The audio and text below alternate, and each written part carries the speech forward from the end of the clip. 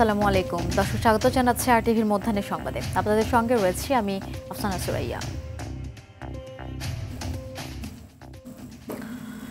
জাতীয় ঐক্যমত্য কমিশনের সঙ্গে আলোচনার সনদ না হলেও সংস্কারের পক্ষে থাকার কথা জানিয়েছে বিএনপি।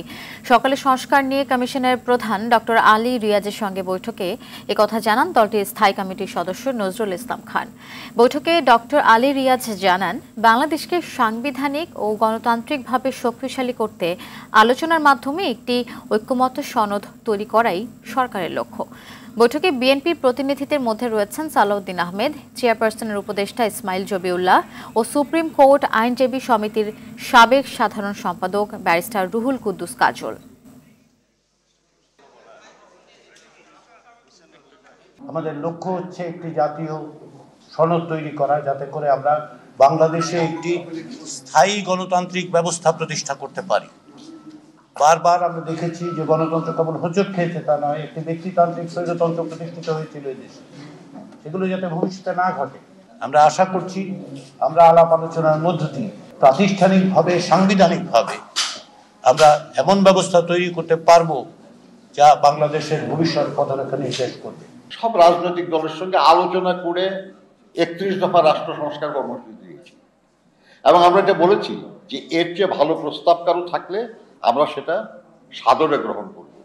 এবং আমরা এই যে সংস্কার কমিশনের কাজ, আমরা এটাকে ওই দৃষ্টিকোণ থেকে নিয়েছি যে আমরা কিছু সংস্কারের প্রস্তাব করেছি, আরো কিছু ভালো প্রস্তাব আসছে, আমরা সেটা আলোচনা করে গ্রহণযোগ্য হলে, জনস্বার্থে বিবেচনা করলে আমরা সেটাকে গ্রহণ করব। দর্শক, এই মুহূর্তে এলডি হলে রয়েছেন সহকর্মী জাহিদ রহমান, সরাসরি চলে যাচ্ছে তার কাছে। জাহিদ,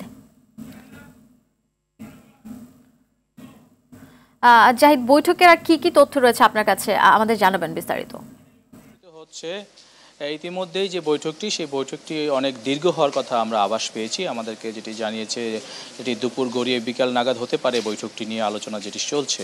মূলত বিএনপির পক্ষ থেকে যে ঐক্যমত্য কমিশনের কাছে জানতে চাওয়ার যে প্রস্তাবের হা নাতে যে উত্তরগুলো ছিল, সেগুলো ছাড়া যে বিশদভাবে অন্যান্য দ্বিমত রয়েছে সেগুলো যে আলোচনার বিষয়, সেগুলি মূলত আজকে আলোচনা হচ্ছে এবং সেই বিষয়গুলোতে কিভাবে একমতে পৌঁছানো সম্ভব সেটি নিয়ে আলোচনা করা হবে। এবং বিএনপির পক্ষ থেকে যে সংস্কারের কথা বলা হয়েছিল এবং ঐক্যমত্য কমিশনের পক্ষ থেকে যে সংস্কারের প্রস্তাবে দেওয়া হয়েছে, দুটি মিলিয়ে আসলে একমত হতে চান এখানে যারা আজকে আলোচনায় বসেছেন। ঐক্যমত্য কমিশনের সহসভাপতি আলী রিয়াজ এবং বিএনপির পক্ষ থেকে নজরুল ইসলাম খানের নেতৃত্বে যারা উপস্থিত হয়েছেন, মূলত আলোচনার বিষয়ে একমত হতে পারলে এটি সনদ আকারে প্রকাশ করা হবে এবং এই সনদটির মধ্য দিয়ে আসলে আগামী দিনে যে সংস্কার কার্যক্রম সেটি এগিয়ে নেওয়া সম্ভব হবে।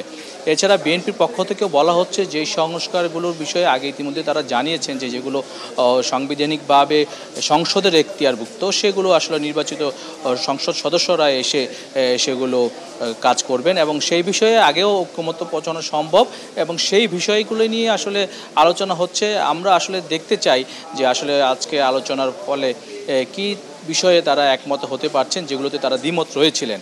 এবং আরেকটি বিষয় জানিয়ে রাখতে চাই, আমাদেরকে এখানে জানিয়েছেন ঐক্যমত্য কমিশনের পক্ষ থেকে যে আলোচনা প্রয়োজন যদি হয় তাহলে আবারও আলোচনা তারা বসতে চান বিএনপির সাথে, যদি আজকে যতটুকু আলোচনা হবে তার প্রেক্ষিতে আরও ফলপ্রসূ আলোচনার জন্য।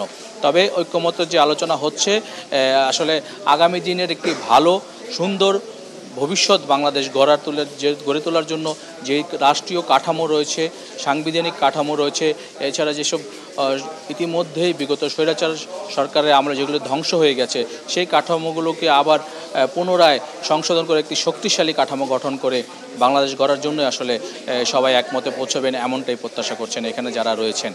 আফসানা। জাহিদ, আপনাকে অসংখ্য ধন্যবাদ। প্রায় 15 বছর পর বাংলাদেশ ও পাকিস্তানের মধ্যে পররাষ্ট্র সচিব পর্যায়ে বৈঠক শুরু হয়েছে। সকালে রাষ্ট্রীয় অতিথি ভবন পদ্মায় শুরু হওয়া এই বৈঠকে বাংলাদেশের পক্ষে নেতৃত্ব দিচ্ছেন পররাষ্ট্র সচিব মোহাম্মদ জসিম উদ্দিন আর পাকিস্তানের পক্ষে নেতৃত্ব দিচ্ছেন পররাষ্ট্র সচিব আমনা বালুচ। বৈঠকে দুদেশের মধ্যে বাণিজ্য, বিনিয়োগ, আকাশপথের সংযুক্তি, প্রতিরক্ষা, কৃষি খাতের সহযোগিতা এবং সাংস্কৃতিক বিনিময়ের মতো বিষয়গুলো গুরুত্ব পেতে পারে। সাংস্কৃতিক বিনিময়ের লক্ষ্যে একটি বিশেষায়িত কর্মসূচি প্রস্তাব দেওয়া হতে পারে পাকিস্তানকে।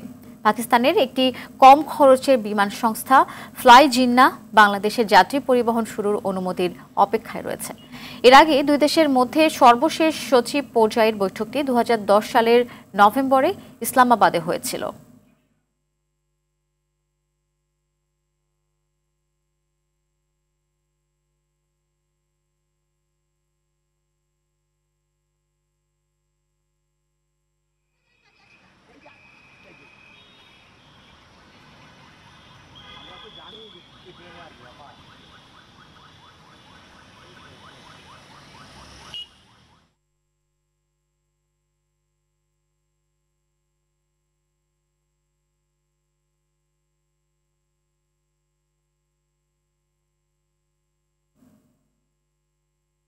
খুলনা প্রকৌশল ও প্রযুক্তি বিশ্ববিদ্যালয় কুয়েটে চলছে শিক্ষক, শিক্ষার্থী, কর্মকর্তা, কর্মচারীদের পাল্টাপাল্টি কর্মসূচি। সকালে বিশ্ববিদ্যালয়ের দুর্বার বাংলার সামনে ক্যাম্পাসে বিশৃঙ্খলা সৃষ্টিকারী শিক্ষার্থীদের বিরুদ্ধে মানববন্ধন করেছে কর্মচারী সমিতি। এ সময় সমিতির সভাপতি, সাবেক সভাপতি, সাধারণ সম্পাদক বলেন, বর্তমান ভিসি কুয়েটে 28 বছর ধরে সুনামের সঙ্গে দায়িত্ব পালন করছেন। তার বিরুদ্ধে যে কোনো ষড়যন্ত্র মোকাবেলা করতে প্রস্তুত বলেও জানান তারা। এদিকে প্রশাসনিক ভবনের কনফারেন্স রুমে শিক্ষকদের জরুরি সভা অনুষ্ঠিত হচ্ছে। অন্যদিকে উপাচার্যের পদত্যাগের এক দফা দাবিতে সন্ধ্যায় দুর্বার বাংলা মোড়ে মশাল মিছিল করবে আন্দোলনরত শিক্ষার্থীরা। দাবি আদায় না হওয়া পর্যন্ত আন্দোলন চালিয়ে যাওয়ার ঘোষণাও দেন তারা।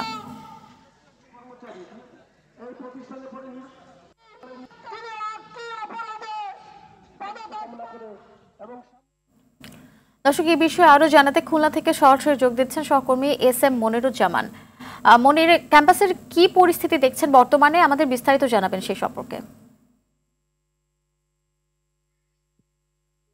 হ্যাঁ, আফসানা যেমনটা বলছিলেন, কর্মসূচি পাল্টা কর্মসূচির মধ্য দিয়েই চলছে খুলনা প্রকৌশল ও প্রযুক্তি বিশ্ববিদ্যালয়।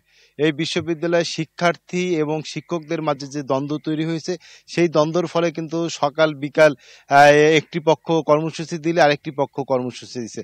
এরই ধারাবাহিকতায় কিছুক্ষণ পূর্বেই কিন্তু কুয়েটের যে কর্মচারী সমিতি রয়েছে, সেই কর্মচারী সমিতির ব্যানারে কিছুক্ষণ আগে একটি মানববন্ধন অনুষ্ঠিত হয়েছে। মানববন্ধনে বক্তারা যে কথাটি বলেছেন যে কুয়েটের ভিসি 28 বছরে এই প্রতিষ্ঠানে সুনামের সঙ্গে দায়িত্ব পালন করছে, তাই তারা চান যে কুয়েটের ভিসির নামে কেউ যেন অহেতুক কোনো হিংসাপরায়ণ কোনো কর্মকাণ্ডে লিপ্ত না থাকে। সেই সঙ্গে কিন্তু ছাত্ররাও এক দফা দাবি আদায়ের লক্ষ্যে আন্দোলন করে চলছেন। আজ ঠিক সন্ধ্যার পরেই তাদের একটি বিক্ষোভ কর্মসূচি রয়েছে, সেখানে তারা কিন্তু দুর্বার বাংলা মোড়ে মশাল মিছিল করবেন বলে তারা একটি কর্মসূচি দিয়েছে বলে আমি জানতে পেরেছি। সব মিলিয়ে কুয়েটের ছাত্রছাত্রী এবং শিক্ষার্থীরা এখন কর্মসূচি পাল্টা কর্মসূচির মধ্য দিয়েই তাদের দিন যাপন করেছে। সেই সঙ্গে যে সকল কর্মকর্তা কর্মচারী রয়েছেন তারাও কিন্তু ভিসির পক্ষ নিয়ে তারাও শিক্ষার্থীদের বিপক্ষে ইতিমধ্যে অবস্থান নিয়েছেন। তবে একাংশ এখনো তাদের কর্মসূচিতে আসেনি বলে আমি অনেকটা জানতে পেরেছি। সব মিলিয়ে কুয়েট ক্যাম্পাস এখন উত্তপ্ত। তবে খুলনাবাসী মনে করেন, সেই সঙ্গে এই কুয়েটে যে সকল ছাত্রছাত্রী রয়েছে, প্রায় 5300 শিক্ষার্থী রয়েছে, তাদের অভিভাবকরা মনে করেন এর একটি আশু সমাধান অতি দ্রুত দরকার এবং তারা কিন্তু এই তত্ত্বাবধায়ক সরকারের কাছে এর একটি সমাধানের দাবি তুলেছেন এই বলে গতকালকে কিন্তু অনেকে কথা বলেছিলেন। আফসারা, এই ছিল কুয়েট ক্যাম্পাস থেকে ছাত্র শিক্ষকদের যে দ্বন্দ্ব চলছে তার সর্বশেষ তথ্য। ধন্যবাদ আপনাকে। রাজধানীর ধানমন্ডি থানায় দায়ের করা চাঁদাবাজি ও প্রতারণা মামলায় মডেল মেঘনা আলমকে গ্রেপ্তার দেখানো হয়েছে। ঢাকার চিফ মেট্রোপলিটন ম্যাজিস্ট্রেট আদালত সকালে এই আদেশ দেন। এর আগে তাকে আদালতে হাজির করে গ্রেপ্তার দেখানোর আবেদন করেন মামলার তদন্ত কর্মকর্তারা।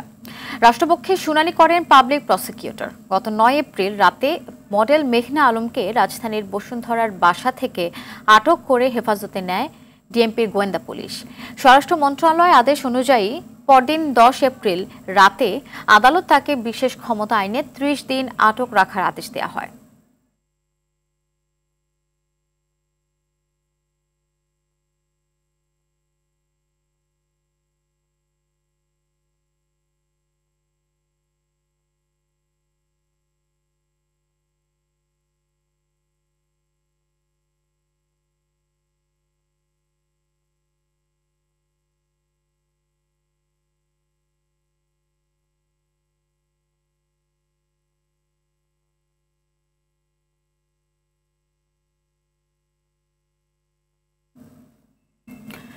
প্রায় 15 বছর পর বাংলাদেশ ও পাকিস্তানের মধ্যে পররাষ্ট্র সচিব পর্যায়ে বৈঠক শুরু হয়েছে।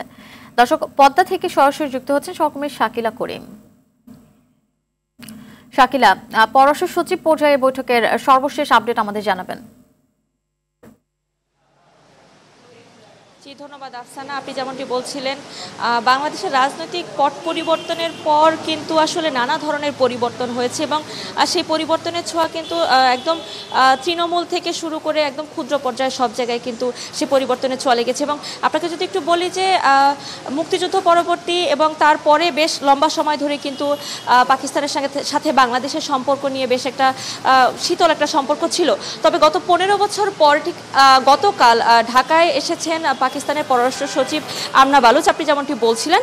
এবং আমনা বালুচের আজকের সকালের যে দ্বিতীয় দিনের কর্মসূচি, সেই প্রথম দিনের কর্মসূচি কিন্তু এখানে আমি যেখানে আছি রাষ্ট্রীয় অতিথি ভবন পদ্মায় তিনি এসেছেন। ঠিক 10টা 25-এ তিনি এসেছেন। তার কর্মসূচির অংশ হিসেবে আজকে বাংলাদেশের যে পররাষ্ট্র সচিব রয়েছেন তার সঙ্গে একটি বৈঠক শুরু হয়েছে। 10টা 30 থেকে শুরু হয়েছে এবং সেই বৈঠকটি কিন্তু এখনও চলছে।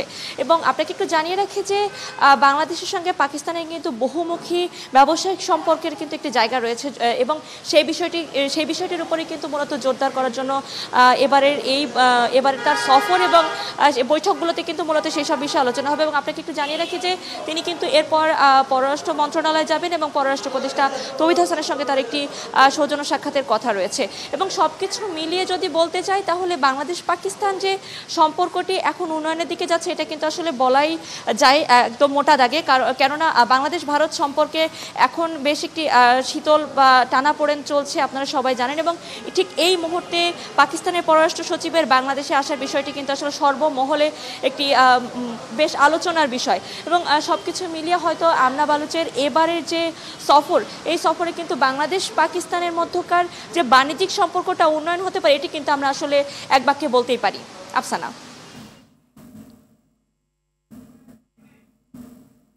ধন্যবাদ আপনাকে। প্রধান উপদেষ্টার হস্তক্ষেপে শিক্ষা মন্ত্রণালয়ের কারিগরি শাখার সচিবের সঙ্গে বৈঠকে বসেছেন কারিগরি ছাত্র আন্দোলনের প্রতিনিধি দল। এই মুহূর্তে সচিবালয়ে আছেন সহকর্মী আশিকুল আলম, সরাসরি যাচ্ছি তার কাছে। আশিক, বৈঠক সম্পর্কে আমাদের বিস্তারিত জানাবেন।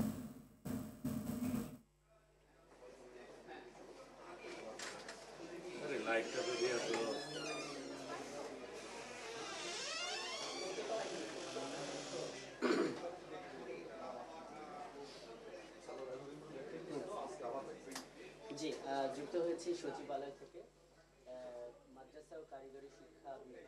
ধন্যবাদ আপনাকে। আপনি জেনে থাকবেন যে কারিগরি শিক্ষা বোর্ডের অধীনে যে পলিটেকনিক ইনস্টিটিউটের যে শিক্ষার্থীরা আন্দোলন করছিলেন, গতকালকে কিন্তু সেই আন্দোলনকে কেন্দ্র করে বেশ দুর্ভোগে পোহাতে হয়েছে রাজধানীবাসীকে। কিছুক্ষণ আগেই ঠিক 11:30টার কিছু সময় পরেই তারা এখানে পলিটেকনিকের একটি প্রতিনিধি দল তারা এসেছেন এবং তারা কিন্তু ভিতরে এখন বৈঠক করছেন। বৈঠকে আছেন অতিরিক্ত সচিব এবং তার সাথে সহকারী সচিব একজন রয়েছেন।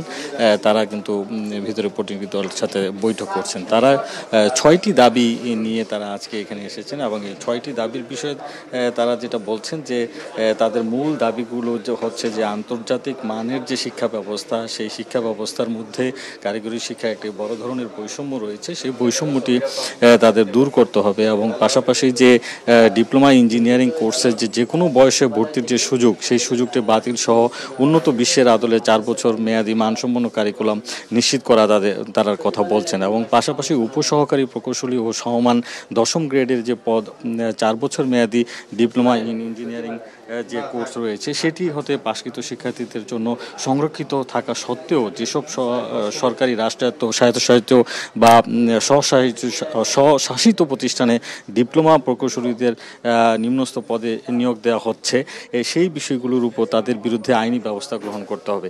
এরকম 6টি দাবি নিয়ে তারা এখনো পর্যন্ত বৈঠক করে যাচ্ছেন। আমাদের যেমনটা বলা হয়েছে যে কিছুক্ষণ পরেই বৈঠক শেষ হবে এবং শেষ হওয়ার পরে আনুষ্ঠানিকভাবে সেখান থেকে আমরা জানতে পারবো যে তাদের সাথে কি নিয়ে আলোচনা হয়েছে এবং তাদের দাবিগুলো কতটি দাবি তাদের পূরণ হলো বা পূরণ হলেও সেটি কিভাবে করা হবে সেই বিষয়ে বিস্তারিত জানাতে পারবো। এই ছিল আমার কাছে সচিবালয় থেকে।